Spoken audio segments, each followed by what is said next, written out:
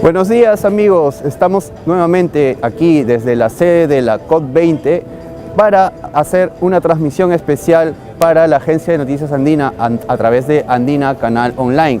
En estos dos últimos días hemos estado transmitiendo desde la sede de Voces para el Clima, pero ahora estamos de nuevo en la sede de la COP20, donde la próxima semana estará concluyéndose la elaboración del borrador sobre cambio climático para los países de las Naciones Unidas. Bueno, en estos días de actividad aquí hemos visto numerosas delegaciones de distintos países, numerosos representantes de comunidades indígenas y nativas de todo el mundo. Los 5 continentes han alzado su voz aquí para poner en claro cuáles son sus exigencias respecto a este fenómeno del cambio climático que afecta a todos por igual. Y bueno, el Perú no podía ser la excepción. A través del Ministerio de Ambiente, del Ministerio de Energía y Minas y de otros sectores especializados, nuestro país también participa en esta reunión, encabezados obviamente por el Ministro del Ambiente, Manuel Pulgar Vidal, quien es el presidente de esta COP20. Y bueno, nosotros empezamos la cobertura hoy en directo desde la sede de esta cumbre, entrevistando a alguien que tiene a su cargo un sector muy importante para lo que representa la preservación de la ecodiversidad y del ambiente. Estamos con el general César Furmen Paredes. Él es el alto comisionado en asuntos de lucha contra la tala ilegal, perteneciente de ese sector a la presidencia del Consejo de Ministros. Bueno, general Furmen, buenos días. Queremos conocer un poco más sobre el problema que Perú tiene respecto a la tala ilegal, a la deforestación. ¿Qué tan grave es y en cuestión de cifras, de qué números, de qué cantidades estamos hablando? Buenos días. Buenos días, gracias por la invitación. Sí, efectivamente, indudablemente que este evento de gran trascendencia tiene mucha relación por la deforestación, sobre todo con relación a la tala, ya que luego, considerando los aspectos que lo originan, como en principio la agricultura migratoria, los cambios de uso de los bosques, de los suelos, la minería, y en cuarto lugar se está considerando que estaría la tala como un factor condicionante de la deforestación. Al respecto, desde hace muchos años nuestro Estado viene ejerciendo la labor de poder solucionar este problema, habiéndose creado el año 2002 la Comisión Multisectorial de Lucha contra la Tala Ilegal. El año 2003 se estableció la Estrategia Nacional. Con el transcurrir de los años, las instituciones han venido trabajando con la finalidad de minimizarlo, de erradicarlo, pero este gobierno tomó la decisión, de la lucha frontal contra el mismo. Tal es el caso de que en septiembre se me nombra en este cargo, se crea la oficina con la finalidad de coordinar y ejecutar la supervisión de la ejecución de la estrategia de lucha contra la tala ilegal, para lo cual indudablemente que en principio tendremos que adecuar la comisión indicada, fortalecer las instituciones del Estado relacionadas a esta actividad, modificar las normas que sean necesarias y también considerando el mismo hecho de que es una política del Estado la protección de los derechos de las comunidades nativas que protegen a los bosques, protegen la Amazonía y que se ven afectados por este tipo de derechos. Estamos hablando de un problema grande que por esa dimensión que tiene ha meritado esta creación de esta secretaría a nivel estatal. ¿De cuánto estamos hablando en cuestión de hectáreas perdidas anualmente por la deforestación o por la tala o por las causas que estén detrás de esto? Con relación a las estadísticas del Estado, de instituciones privadas, existen diversas cantidades, pero no hay una herramienta que nos permite determinar cuál es la precisa. Lo cierto es de que lastimosamente viene ocurriendo este hecho y la intención de las diversas instituciones que conforman la comisión y con las cuales mi equipo técnico viene coordinando las medidas que puedan coadyuvar a solucionarlo y no dedicándonos únicamente a la parte formal, regulatoria, sino también a efectuar las operaciones que sean necesarias con las diferentes instituciones relacionadas a las mismas, como son el Ministerio Público, la Marina de Guerra en la Amazonía, la Policía Nacional del Perú por su Dirección de Turismo y Medio Ambiente a nivel nacional, la SUNAC también, por qué no decirlo, para el control de las máquinas especiales que se utilizan para verificar si las naves que circulan también, que las instituciones que se dedican a la transformación, a transporte, costa comunicación necesaria. Y por qué no decirlo, un factor importante aquí es la labor que realizan los gobiernos regionales, a las cuales fueron delegadas las funciones hace 3 años. Me ha mencionado organismos que tienen, por decirlo así, por generalizar, un papel como de control, digamos hasta represivo, como en el caso de la policía o de las Fuerzas Armadas. Se trata entonces de luchar contra organizaciones que se dedican a la tala ilegal como una manera de hacer negocios, ¿verdad? Claro que sí. No olvidé mencionar como organismo regulador principal el Ministerio de Cultura, el Ministerio del Ambiente por intermedio de Cernan, que protege a las áreas naturales protegidas. Tenemos, por su parte, en el Ministerio de Ambiente, en la PCM, tenemos a OSINFOR, organismo supervisor y fiscalizador. Pero es importante que la norma esté dada y definitivamente controlarla, monitorear y supervisar que la norma sea cumplida. ¿Y qué hay respecto a las zonas que ya han sido víctimas, que han sido afectadas por esas actividades, por esta deforestación? ¿Cómo recuperarlas, general? Al respecto, el nuevo gobierno, por intermedio del Ministerio del Ambiente, está promoviendo el proyecto de la forestación, con el cual se piensa regular, forestar y generar nuevos ingresos a las personas que faciliten este tipo de actividades. Hay otros organismos, el Ministerio de Cultura también está accionando al respecto y definitivamente y aquí hay que incidir en que cuando se concede la facilidad de que extraigan madera en algún lugar, las personas que obtienen esa concesión, ese título de habitante, también deben cumplir con la parte que le corresponde. ¿Cuál es? Forestar, porque es uno de los compromisos que cumple cuando se otorgan esas concesiones. Parece que uno de los sectores que más afecta a la situación de los bosques es precisamente la agricultura, pero la agricultura pequeña, la agricultura del poblador que de pronto decide barrer con determinada cantidad de árboles o de hectáreas y para realizar su agricultura casi de subsistencia, ¿no? Frente a esos casos, ¿qué hacer? De repente una concientización mayor respecto a esas personas sobre el daño que están haciendo de repente sin conocerlo.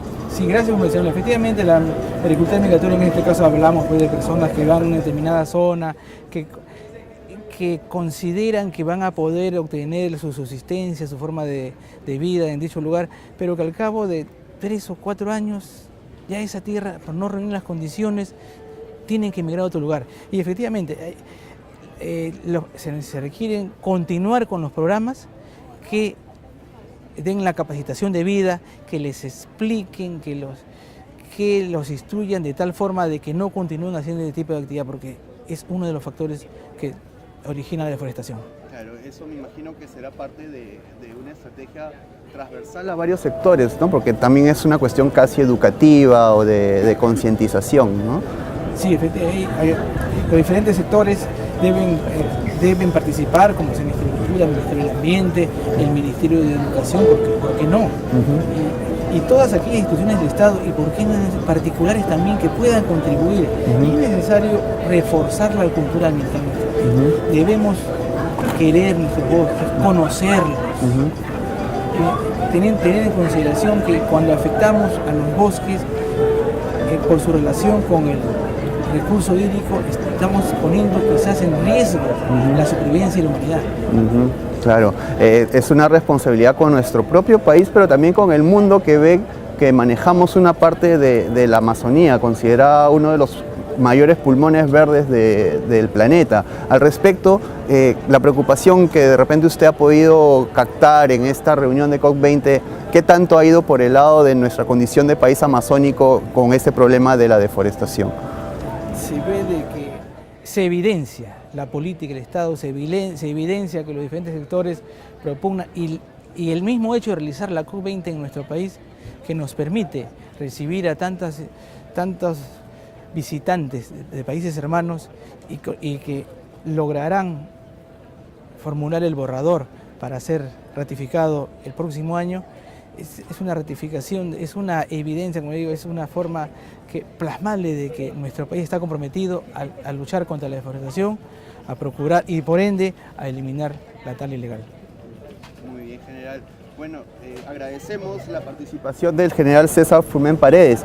Él es el alto comisionado en asuntos de lucha contra la tala ilegal de la Presidencia del Consejo de Ministros y nos ha acompañado en estos últimos minutos en esta transmisión especial de Andina Canal Online desde la sede de la COP20 en la sede del Cuartel General del Ejército en San Borja, Lima, Perú. Hacemos una pausa y regresamos con más invitados y más información. Permiso.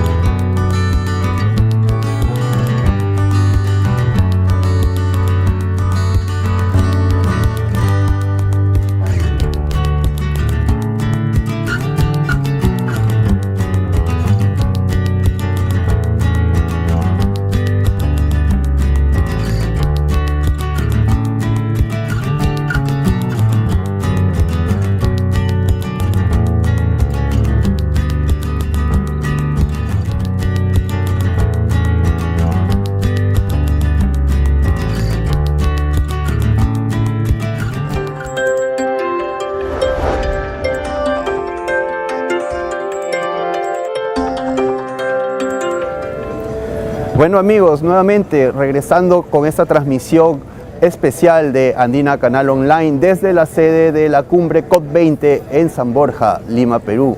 Las instalaciones del Cuartel General del Ejército sirven de escenario para este importante encuentro mundial sobre el cambio climático.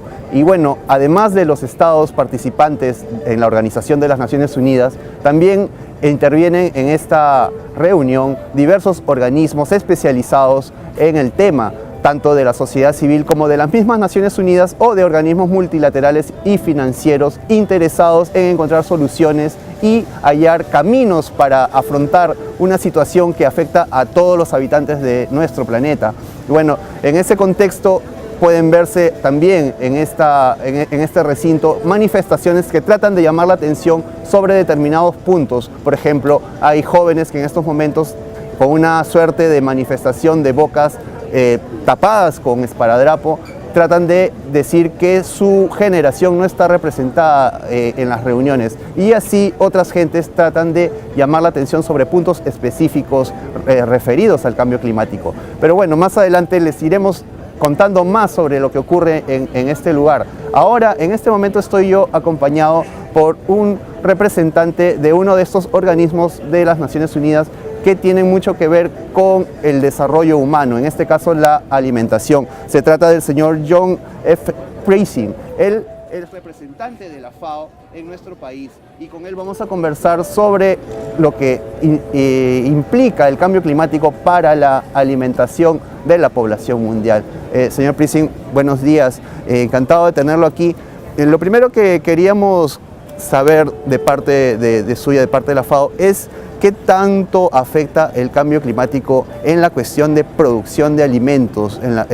Obviamente, al estar la agricultura vinculada al ambiente, al aire libre, obviamente tiene que haber algún impacto que esperamos no sea lo suficientemente negativo como para hablar en un tono pesimista. ¿Cómo ve la FAO este impacto del cambio climático en la alimentación mundial? Bueno, gracias. Antes que nada, Fidel, quiero agradecerle a usted y a su agencia por su alto interés en el tema de cambio climático, de estar aquí presente todos estos días. Representa un gran aporte y compromiso con el tema. Entonces, antes que nada, les agradezco el interés. Y por la FAO, digamos, ese tema es tan importante de cambio climático porque sabemos que con la temperatura subiendo, el rango de pestes y plagas puede ampliarse. Y además las lluvias pueden llegar con más intensidad, pero al mismo tiempo con menos periodicidad, generar un problema. También puede haber días mucho más calientes, pero noches más fríos. O sea, las posibilidades que tiene impacto sobre nuestro bienestar, más que nada sobre la seguridad alimentaria, es muy alto. Eso es ni hablar de los sistemas oceánicos, donde dependemos también de la riqueza del mar para nuestra alimentación. O sea, todos los sistemas están afectados y la respuesta que tenemos que tener son varias, ¿no? Uno puede hablar de mitigación, pero también de adaptación. Y en la FAO estamos trabajando, enfocando probablemente mucho más en temas de adaptación, porque los pequeños productores hoy en día están impactados.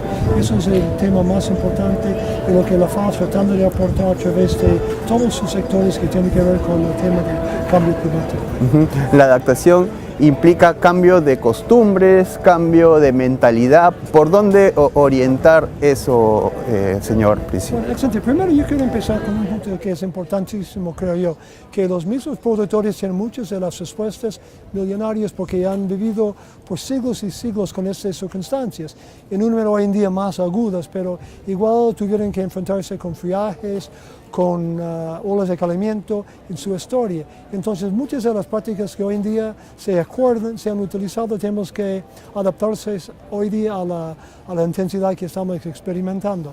¿Y qué estamos hablando? Estamos hablando de semillas, de variedades que tienen ciclos más cortos, otros más largos, que necesitan menos agua o más agua, pueden aguantar, digamos, cambios bruscos en la temperatura de un día al otro. Esas son las mismas semillas o la materia vegetal o animal, por decirlo. El otro lado, sistemas ingeniosos de manejo de agua, que son importantes. Pero todas esas prácticas antiguas tienen que estar adaptados a la realidad de hoy en día. Y ahí es donde venimos con programas de innovación agrícola, manejo de agua, el riego tecnificado, investigación aplicada, como ENIA puede tener acá en el país, para tratar de generar nuevas variedades que traen consigo lo mejor de los siglos pasados, pero lo esencial de hoy en día también. Y esas son partes de las estrategias y tácticas que hay que tener para enfrentar el cambio climático en el futuro. ¿Y qué tanto están comprometidos los gobiernos, los estados con estas propuestas, con esta readaptación también, como usted menciona, de prácticas ancestrales? Posiblemente haya quienes prefieran aplicar nuevas tecnologías antes que recurrir a este tipo de prácticas. ¿Ha sentido usted eso? Bueno, oiga, no seamos románticos. Yo creo que todas las prácticas antiguas tienen mucho valor, pero tienen que estar examinados en luz de hoy día. Y algunos de repente no son tan adecuados. Por ejemplo, puede ver que hay cambios en tenencia de terreno que no lo hace tan factible tener un sistema que va desde acá hasta aguas abajo. Entonces hay que adaptarse. Entonces podemos aprender mucho de los sistemas antiguos, pero también de las prácticas modernas de ciencia moderna, y su combinación realmente es que la FAO vemos una salida más factible. Pero además de eso, cuando hablamos de qué tiene que hacer el Estado y los Estados en su conjunto, tenemos que invertir en la economía verde, en prácticas que sean más amigables para digamos, los ecosistemas, y practicar lo que nosotros llamamos agricultura climáticamente inteligente. Es un término en el cual tratamos de rescatar esas prácticas con las nuevas prácticas y combinarlas para tener un sistema que sea mucho más productivo y mucho más sostenible, es lo que se requiere para el mundo en el futuro, porque acuérdense que en el año 2050 vamos a ser 9.000 millones de personas, todos queriendo comer una dieta más variable, más rica que tuvimos quizás hace 100 años o 2 años atrás. Entonces, eso nos obliga a tener sistemas más productivos y más sostenibles a la vez. Y concretamente en el caso peruano, señor Prissing, bueno, usted que es representante de la FAO aquí en nuestro país, ¿cómo aprecia los esfuerzos realizados a nivel agricultura, en otros niveles, para mantener este equilibrio entre la producción alimentaria y el cuidado del ambiente? Muy bien, Greta, excelente pregunta. Quiero mencionar 2 o 3 temas. Uno es que a través del programa Haku Rinai, que es un programa conocido de FONCODES, de MIDES, están enfocando en los más pequeños productores, tratando de elevar su productividad, pero con sistemas que sean amigables al ambiente a la vez. Es un ejemplo muy claro, y la FAO hemos apoyado MIDES y su programa FONCODES en su desarrollo, y lo vamos a seguir apoyando. Y un segundo caso sería obviamente de sistemas de riego. Mi Riego es el programa emblemático hoy en día de Minagri, donde están tratando de llegar justamente en la sierra a las poblaciones más vulnerables con agua. Pero ese agua tiene que llegar no solamente con digamos, el fuente principal, pero también llegando a las fincas, a las chacras de cada productor con más eficacia en su uso. Eso implica asistencia técnica, investigación más adaptativa, créditos que van girados a esta finalidad, y finalmente programas de mercado, digamos, que reconocen el valor de productos locales y productos autoandinos, si estamos hablando de la parte andina. Si queremos hablar de las cosas son otros temas, pero en las poblaciones más vulnerables que vemos en la sierra y algo de la costa, ese paquete de programas son necesarios, y lo vemos, ya están saliendo a través de la Comisión Nacional de Agricultura Familiar, armando ese paquete de propuestas. Y la FAO estamos apoyando técnicamente con las propuestas, pero también técnicamente con algunos de los productos, como ya he mencionado, como sea agua, asistencia técnica, sistemas de mejoramiento de semillas, etc. El cuidado del agua y de los sistemas de riego es un factor importantísimo para la agricultura, para la mediana y la pequeña agricultura, y por ende para la producción de alimentos. Y bueno, este aspecto, ¿qué nos falta en el Perú a su juicio? Sí, cómo no. Digamos, el reto de implementar el gran proyecto de Mi Riego, que son 1.000 millones de soles, es realmente imprescindible en la historia del país a nivel de la sierra. Pero más allá de la infraestructura que está planteado, que están ya implementando, hay que tener apoyo para la asociatividad y la organización, porque juntas y usuarios de agua son una columna vertebral para estos sistemas de manejo de riego, y es donde hay que tener más énfasis, digo yo, en el futuro. Además, el uso del agua tecnificado a nivel de la chacra es importantísimo. No es suficiente tener agua si lo mal usan y si no lo aprovechan al máximo. Es una desperdicio de la inversión que se está haciendo el Estado con tantos esfuerzos de todos los peruanos. Y bueno, la expectativa general en esta reunión de COP20, señor Prissing, es el borrador. Está alrededor de ese documento que se va a llevar a París el siguiente año. Y bueno, las expectativas de la FAO al respecto de que haya un consenso que en efecto vaya hacia un logro representativo, hacia unas metas representativas. Es alta el nivel de positividad que puede tener la FAO, su mirada hacia esto es alto. De repente hay que ser más cautos y no esperar cosas, por decirlo así, revolucionarias de este borrador. Bueno, Fino, vamos viendo acá en ese escenario. Hay miles de personas reunidas bajo el sol de Lima que están conversando, debatiendo. Es súper positivo esta energía que yo estoy sintiendo. Y hemos visto ya, he escuchado el Fondo Verde que está planteado que va a superar quizás de 10.000 millones de dólares, anunciando esta semana. y también vamos a ver algunos otros recomendaciones y políticas se van a adoptar en el marco de estas 2 semanas para ir adelante en el año que viene en París. Entonces Perú es prácticamente, digamos de hecho el penúltimo momento para ordenarse, para alinearse para las políticas y declaraciones que va a haber el año entrante. Entonces yo no creo que puede haber un momento más importante para la historia de Perú, y Perú siendo una fricción, la 6ª vez en este año, estos últimos 2 años digo, de un evento global. Eso siendo lo más importante hasta la fecha. Bien, bueno, y también me gustaría conocer su opinión respecto a al potencial que tiene el Perú como una fuente de alimentos, tanto para el consumo interno como para el extranjero a través de la exportación.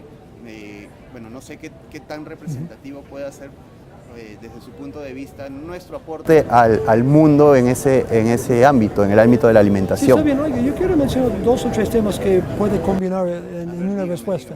Bueno, uno es que si vemos en la costa, hablando de espárrago, de queso de palta, de mandarinas, otros cultivos, ya sabemos que los peruanos son los más productivos en el mundo, los más tecnificados, y han superado todas las barreras para exportación al mundo. Pero ya vamos pensando en la sierra. En la sierra los retos son muy distintos porque cada familia es una familia productora de una chacra mucho más pequeña. Entonces los retos para tecnificarse, para agruparse, para tener una exportación que sea limpia en las calidades que se quiere hoy día en el mundo son mucho más, digamos, altas. Pero ya tenemos esa experiencia y sabemos que se puede hacerlo. El boom que ha tenido la quinoa en el año pasado, ese año, ya todo el mundo lo sabe. Es un producto, es un logro, digamos, de Perú y de Bolivia, de promocionar un cultivo que sea tan sano, pero también ha traído consigo muchos retos de inocuidad, de producción estable, de que los precios no sean tan altos que los propios peruanos no pueden consumir. Pero esas respuestas van a darse en los próximos 2 o 3 años, con más producción, más productividad, más cuidado de la inocuidad, sistemas que sean mucho más climáticamente inteligentes. Yo creo que vamos a tener una producción de quinoa que puede proyectarse al mundo. Yo estuve hablando el otro día con Gastón Ocurio, hablamos de la papa nativa, que hay grupos en Nueva York, en París, que quieren ya comprarlas. Y está bien, pero hay que tener, digamos, sistemas mucho más productivos, inocuidad, y también las cadenas que beneficien a los propios productores. Porque a mí me interesa que un productor de la sierra beneficie de este alto precio y esa demanda que hay cada vez más y más para la bondad que es Perú. Claro, habría, según el criterio que nos expone usted, también que poner mayor atención en la tecnificación, en la organización de los productores que están en la sierra, ¿no? Como que se ha enfocado el tema un poco más en la costa que en esta región tan importante, ¿verdad? Es un reto enorme el que supone eso, ¿no? Así déjeme solamente agregar que estamos pensando, hablando en ese momento de asociaciones modernas con una visión hacia el mercado, una visión hacia la productividad. Entonces, sus retos son distintos a otros niveles de organizaciones. Esa es una asociación que es altamente enfocada en sus beneficios como asociación, pero una manada al mundo, una manada peruana que está abierta al mundo, sabiendo que hay mucha capacidad acá, muchas posibilidades y pueden tener muchos logros con este mirado. Muy bien. Bueno, muy interesante la opinión que tiene sobre nuestro país, sobre el tema de la alimentación y sobre el tema del cambio climático, el señor John Preissing. Él es representante en el Perú de la FAO y le agradecemos habernos acompañado en estos minutos en esta transmisión especial que estamos realizando para la Agencia de Noticias Andina a través de Andina Canal Online. Nosotros vamos a hacer una pausa y regresamos en unos minutos. Quédense en sintonía, por favor.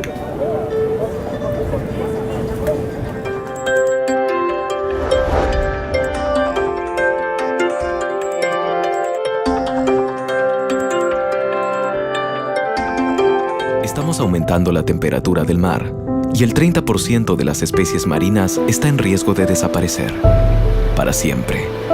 ¿De qué planeta somos? ¿De qué planeta? ¿De Marte? Salvemos a la Tierra de nosotros mismos. Salvémosla. En diciembre tendremos el orgullo de ser los anfitriones de la COP20.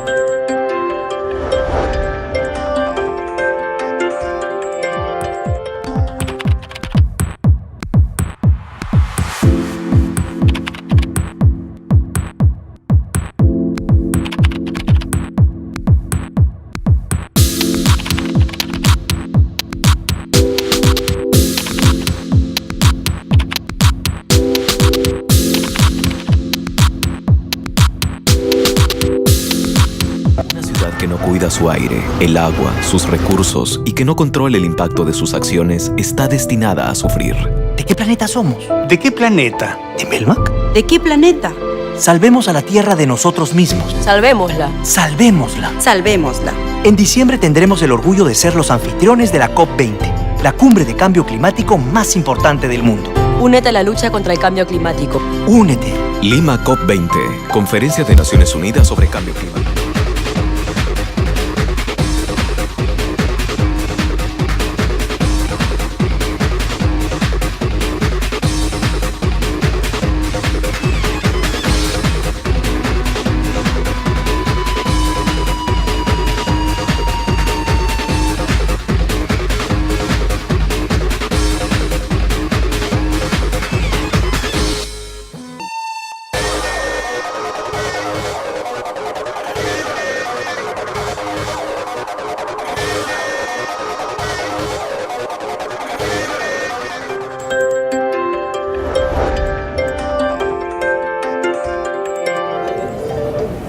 Bueno amigos, nuevamente aquí en la sede de la COP20, en esta transmisión especial sobre lo que es esta cumbre sobre el cambio climático.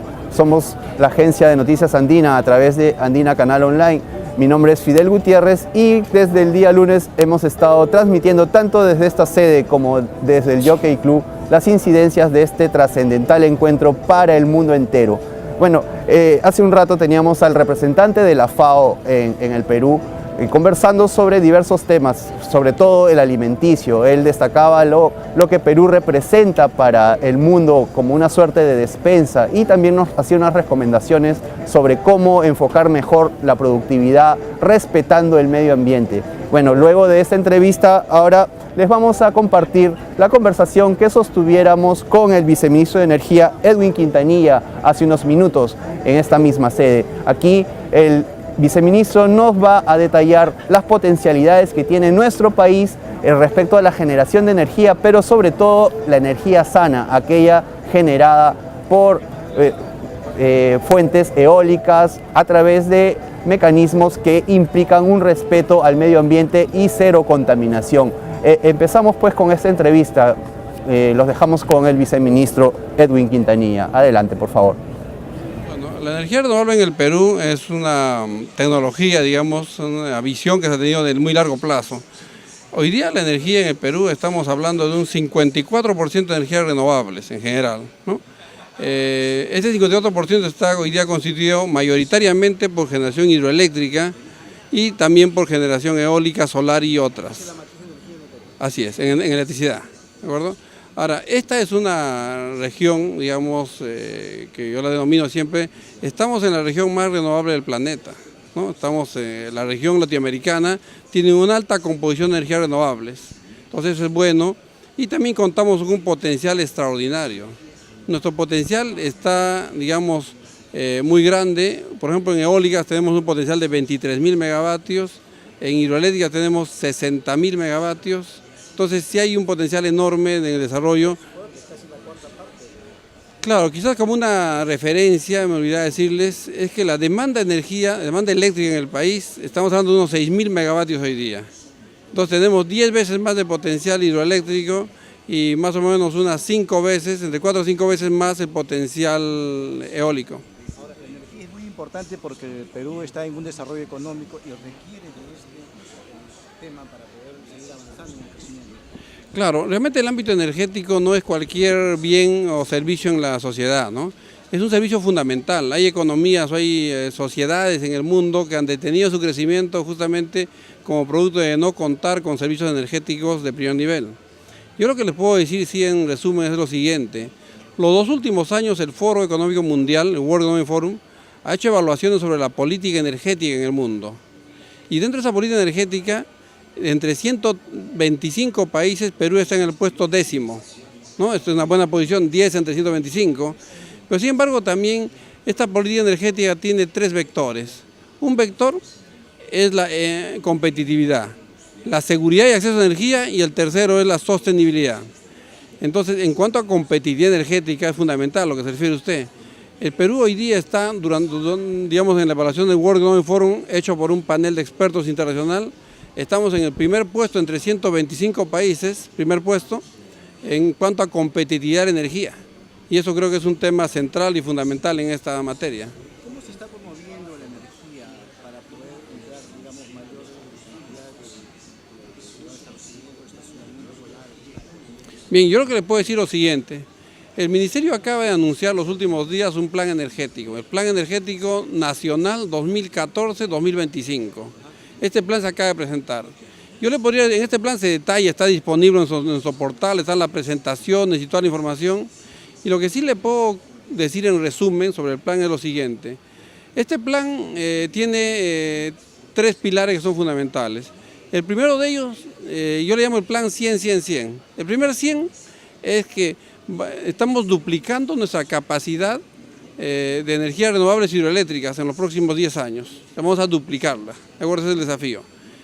La segunda forma de desarrollar estos energéticos es justamente con el gas natural, en el cual vamos a duplicar en esos 10 años la capacidad de transporte de gasoductos, como también la capacidad de producción. Ese es el desafío.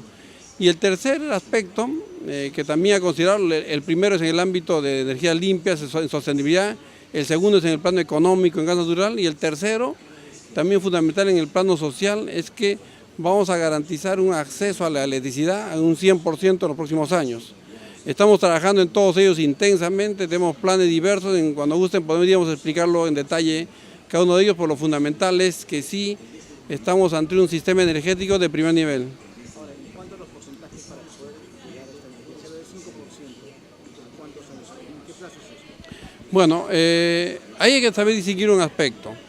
Hoy día la energía, como les digo, es 54% de la energía renovable respecto a la producción total de energía en el país, 54%. Dentro de ese 54% hay un 5% que la ley prevé que debería estar reservado para los sistemas renovables no convencionales, es decir, para las eólicas, solares, biomasa y biogás principalmente. Entonces, en ese rubro estamos en torno a un 3,5%, la idea es llegar a un 5% y en los próximos días ya se deberá anunciar que nuestra meta será alcanzar el 5% en los próximos 3 años.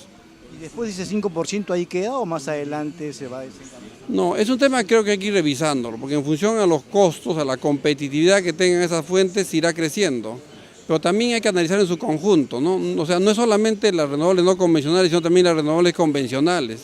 Este país cuenta con energías hidroeléctricas hace muchos años, hace decenas de años. Entonces lo fundamental será tener un mix en el conjunto. Nuestro compromiso es tener 60% de energías renovables, entre renovables convencionales y no convencionales. Bueno, la energía renovable en el Perú es una tecnología, digamos, una visión que se ha tenido de muy largo plazo.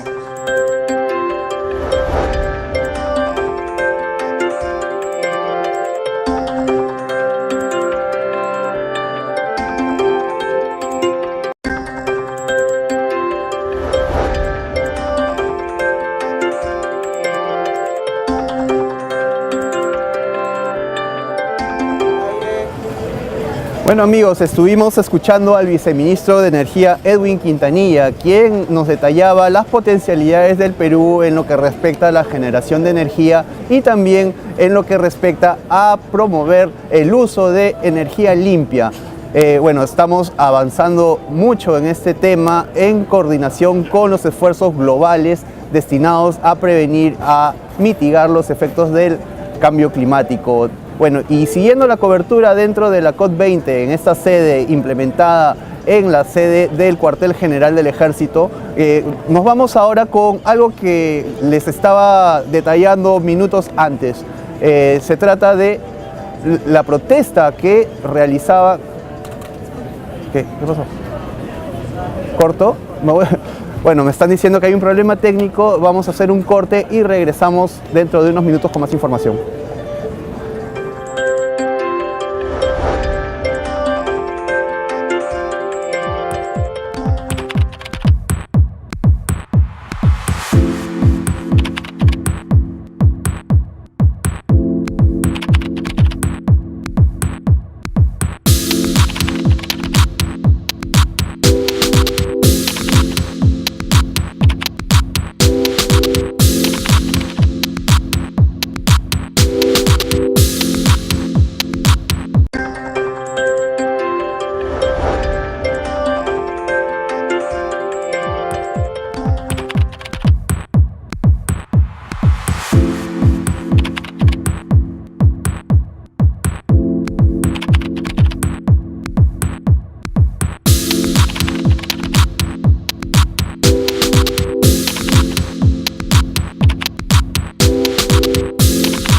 cumbre de cambio climático más importante del mundo. Únete a la lucha contra el cambio climático. ¡Únete! Únete. Lima COP20, Conferencia de Naciones Unidas sobre Cambio Climático. Estamos aumentando la temperatura.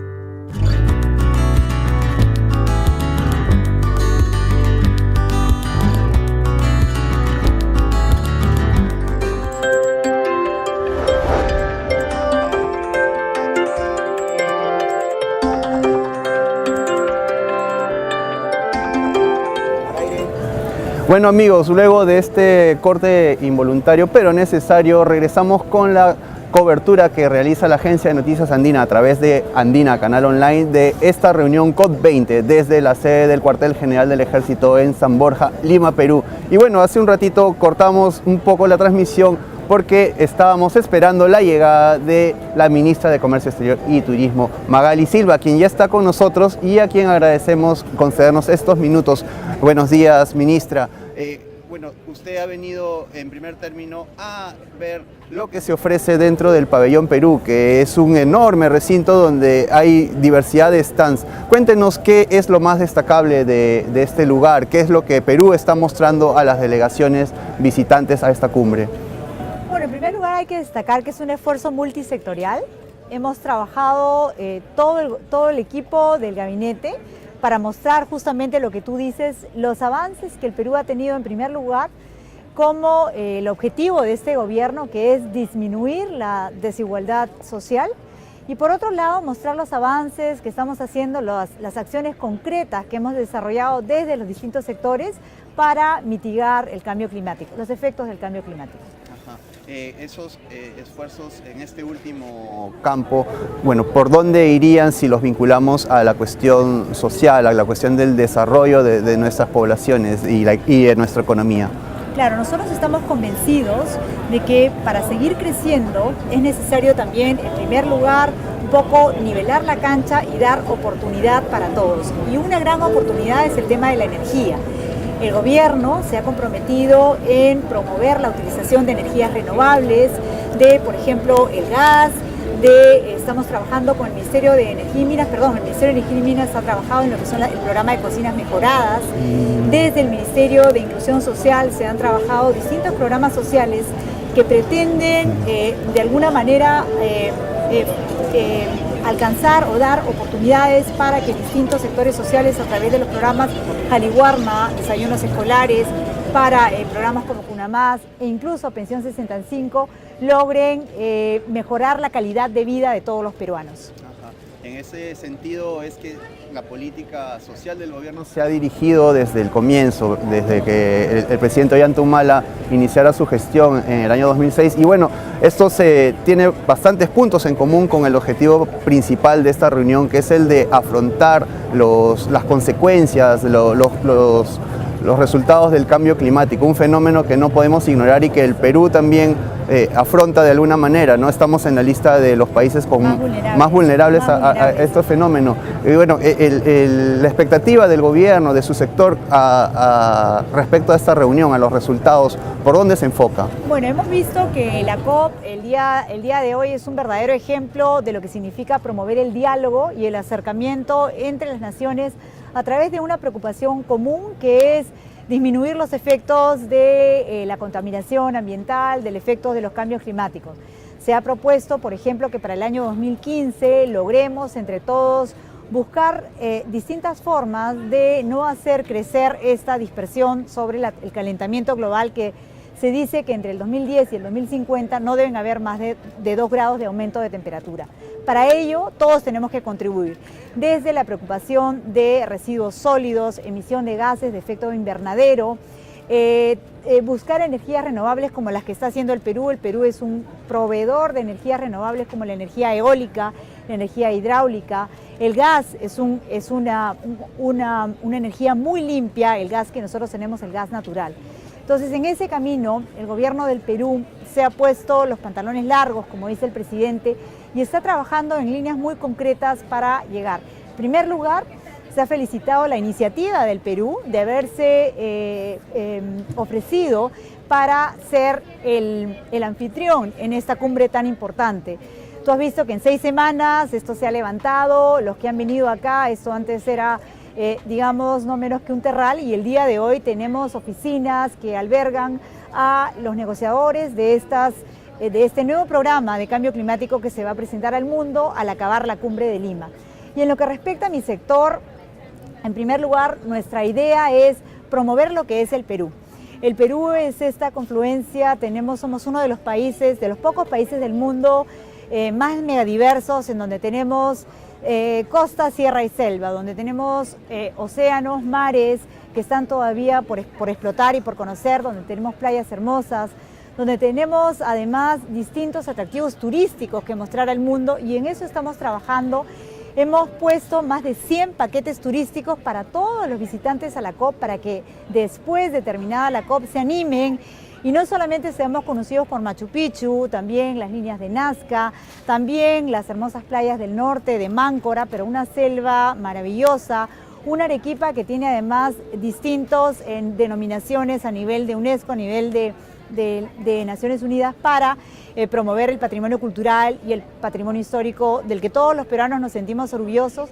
Y no me puedo olvidar de la comida, de nuestra comida, que además ya los he escuchado, distintos comentarios estos 3 días en donde me decía un participante, me decía, yo me había preparado para venir a Lima y había hecho una investigación histórica, pero la gente me hablaba de la comida y de la comida. Y yo decía, pero ¿cómo pueden quedarse en este nivel tan simple de visitar un país y quedarse enamorados de la comida? Y luego de estar acá, yo no dejo de reconocer que mis amigos tenían razón. Claro, la magia de la comida y de la cultura peruana es tan amplia que es incluso inevitable promocionarla casi involuntariamente por parte de nosotros los peruanos, y en ese esfuerzo hemos visto a mucha gente, ¿no? muchos integrantes de la delegación peruana hablando, exponiendo a sus pares de otros países todo esto, lo que nos señala la ministra. En el Pabellón Perú se está entonces resaltando algo de esos atractivos, ¿verdad? Así es. Otra de las formas de promover nuestra biodiversidad es justamente lograr mayores exportaciones de productos de biocomercio. El mundo cada vez está demandando productos naturales, productos orgánicos, productos además que hayan sido cultivados con las normas ambientales más exigentes del mundo. Y eso es lo que estamos haciendo nosotros desde nuestro cacao, nuestro café, nuestros productos nativos, que están además en exposición en el Pabellón Perú, y los invito a que pasen y a que conozcan un poquito más de cada uno de ellos. Y también quisiera añadir el tema del turismo rural comunitario. Nosotros desde Mincetur y Promperú promovemos la conservación de nuestras costumbres ancestrales y trabajamos con las comunidades para que, preservando esas costumbres, logren lo que es atraer, lo que busca el turista, que es buenas normas, digamos, para la comida, de sanidad, buenas prácticas de manufactura, las comodidades, por ejemplo, de una lucha caliente. Todo eso lo pueden tener si visitan nuestras comunidades. Por ejemplo, hemos lanzado Cibayo, allá en el Valle del Colca, donde se puede tener esta combinación y se logra hacer del turismo una actividad sostenible. ¿Qué tanto apoyo por parte de su sector o del Estado puede lograr un pequeño productor que busca ejercer sus actividades, su productividad dentro de los parámetros de lo orgánico, de lo sano, y a la vez exportarlo? ¿Cómo es que se manifiesta el apoyo a esta gente? Nosotros tenemos un extraordinario programa que se llama la Ruta Exportadora. La Ruta Exportadora tiene 3 etapas en donde nosotros, desde el momento que la persona, el exportador, el productor, toma la decisión de iniciar esta aventura de llevar sus productos a través de la frontera, nosotros le hacemos un análisis y lo acompañamos. El test va a depender en qué etapa de desarrollo está cada persona y culmina con lo que se llama el diseño del modelo o del plan de gestión comercial y lo contactamos con los mercados directamente. Tenemos como ministerio 36 oficinas comerciales distribuidas a lo largo de los 5 continentes para lograr acercar o poner en contacto la demanda con la oferta. Y tenemos además programas muy específicos de biocomercio en donde trabajamos con la cooperación internacional. Suiza, por ejemplo, Alemania, por ejemplo, han sido países que han estado muy presentes en este desarrollo de nuestras prácticas para incentivar una mayor producción de biocomercio. Claro, ese es el camino del futuro en lo que corresponde a la exportación de productos alimenticios, sean tradicionales o no tradicionales, buscar respetar lo más posible las condiciones orgánicas y naturales, que es lo que el poblador del mundo del siglo XXI va a exigir con mayor énfasis en los siguientes años, ministra, ¿no es así? Prueba de ello, por ejemplo, es el café Tunqui que estamos ofreciendo ahora en el Pabellón Perú, totalmente orgánico, respetando las reglas de la naturaleza. Y creo yo que cuando aprendamos todos a que justamente respetando ese equilibrio que debe haber en la naturaleza, podemos hacer negocio. Claro, y sería lo más necesario para el mundo y también para nosotros como país, para nuestro desarrollo, ¿no? Tener una productividad más sana, más enfocada hacia el respeto a los recursos naturales, que son finalmente los que nos alimentan y los que son nuestra fuente de ingresos. Qué bueno saber que hay activo este principio dentro del Estado, ministra, y que pueda mostrarse aquí en una vitrina tan grande donde más de 100 países tienen presencia.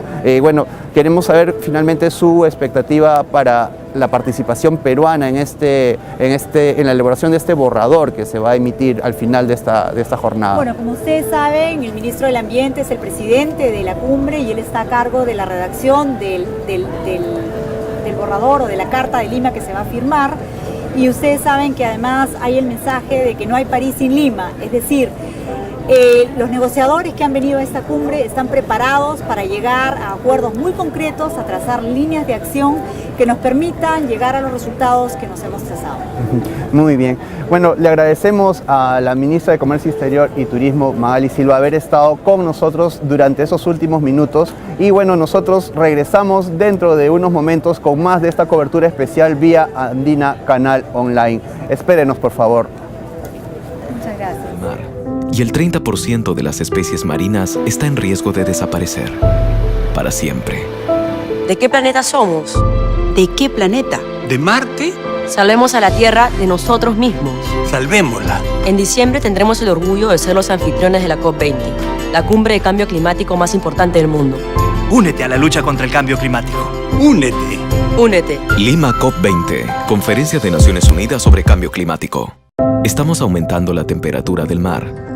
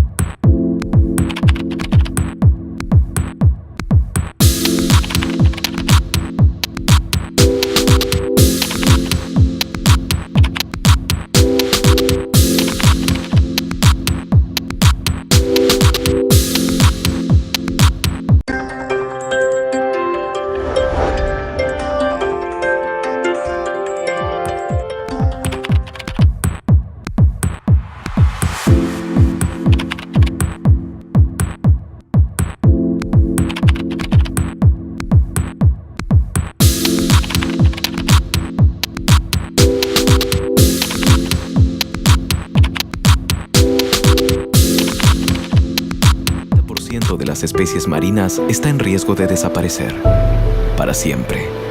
¿De qué planeta somos? ¿De qué planeta? ¿De Marte? Salvemos a la Tierra de nosotros mismos. Salvémosla. En diciembre tendremos el orgullo de ser los anfitriones de la COP20, la cumbre de cambio climático más importante del mundo. Únete a la lucha contra el cambio climático. Únete. Únete. Lima COP20, Conferencia de Naciones Unidas sobre Cambio Climático.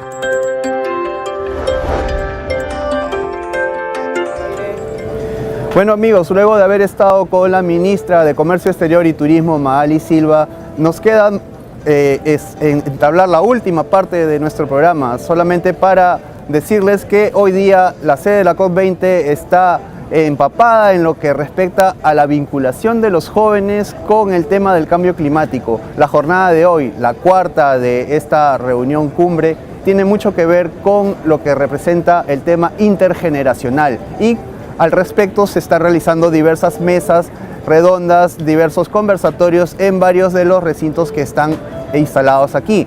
Y también manifestaciones un poco más de inconformidad, como la que les detallaba en una secuencia anterior. Muchos jóvenes de diversas ONGs de varias partes del mundo se plantaron con esparadrapos en la boca, diciendo con ello que sienten que sus generaciones no están lo suficientemente representadas en las negociaciones que se realizan con miras a elaborar el borrador que se verá en Francia el 2015 en la reunión COP21. Bueno, esto es lo que está ocurriendo en estos momentos aquí en la sede del Cuartel General del Ejército, instalada aquí la base de la COP20, y nosotros volveremos mañana con más información y a lo largo del día a través de www.andina.com.p, Andina Agencia de Noticias y Andina Canal Online. Quédese con nosotros a través de estos medios vía el internet. Les agradecemos su sintonía y su atención. Buenas tardes.